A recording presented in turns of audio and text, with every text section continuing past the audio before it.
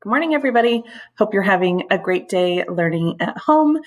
And I'm glad that you took a break for a quick second to do your library for this week. So I dropped off some things with your teachers in hopes that they would make it home in your folder this week. But if it did, awesome. If it didn't, just grab it the next time you're at school and you can still listen along because this is the cutest book ever and it's my new favorite. I know that Thanksgiving is tomorrow and I'm totally jumping ahead, but it has to be done. Okay, this is called Red and Lulu, and there are these two cardinals up here, Red and Lulu, so cute. And this is the story about the Rockefeller Christmas tree. So, which is set up in New York City in Central Park, right outside the Rockefeller building every year. Major Christmas tradition.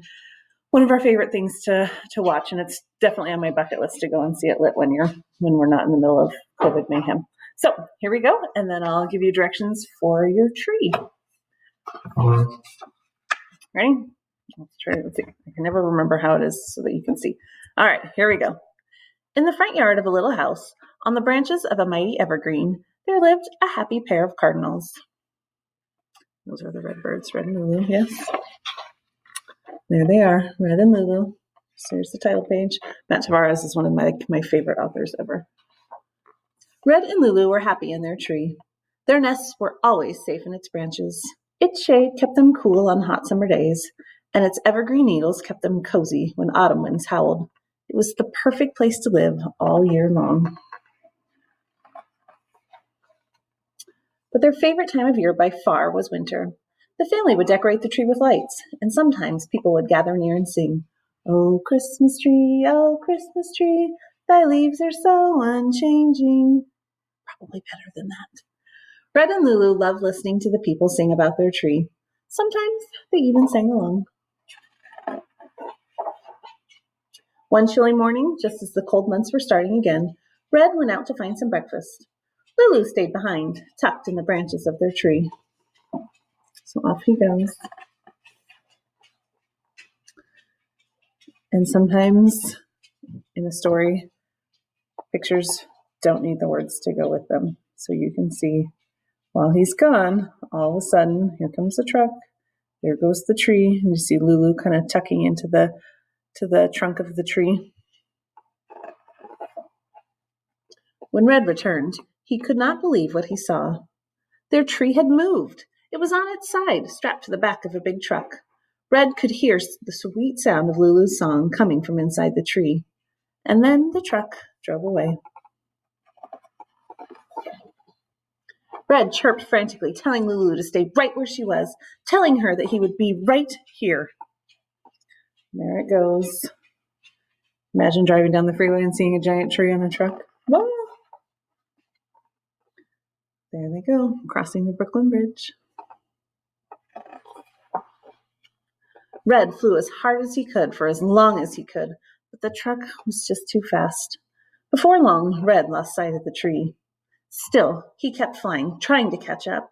Soon he found himself in a strange place, unlike any place he'd ever seen.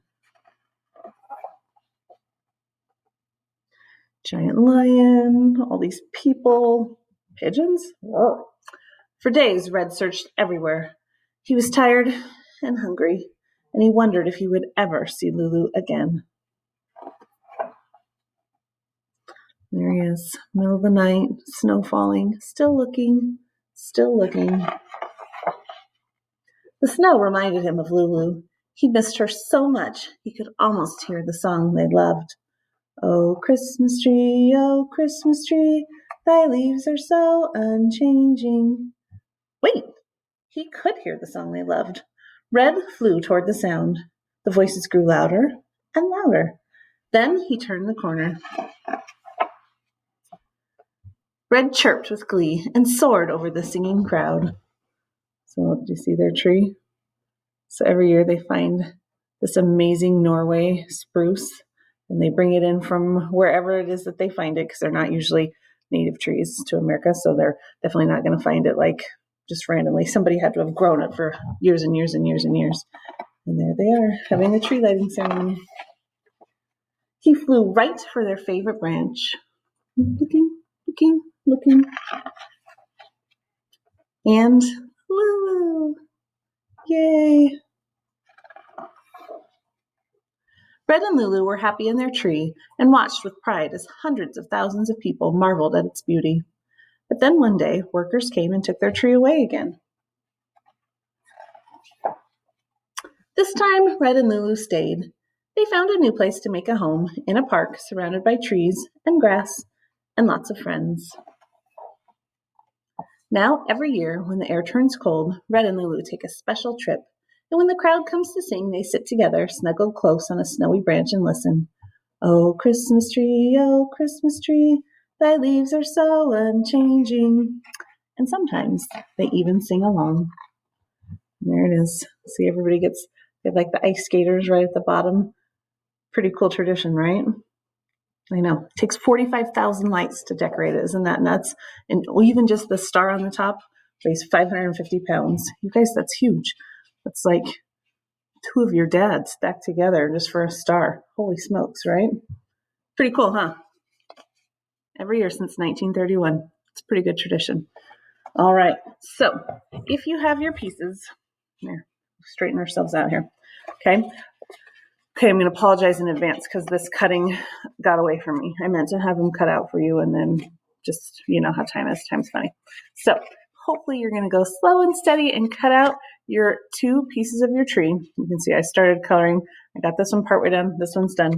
You're going to have your two parts of your star on the top. These do not weigh 550 pounds. Whew, thank goodness, right? And then hopefully still attached to your paper clip, you have your tiny Red and Lulu, not with the dog hair attached. This is my life, you guys. Maxie everywhere. Okay. So once you've cut, once you've colored, the next tricky part is going to be the folding. Okay.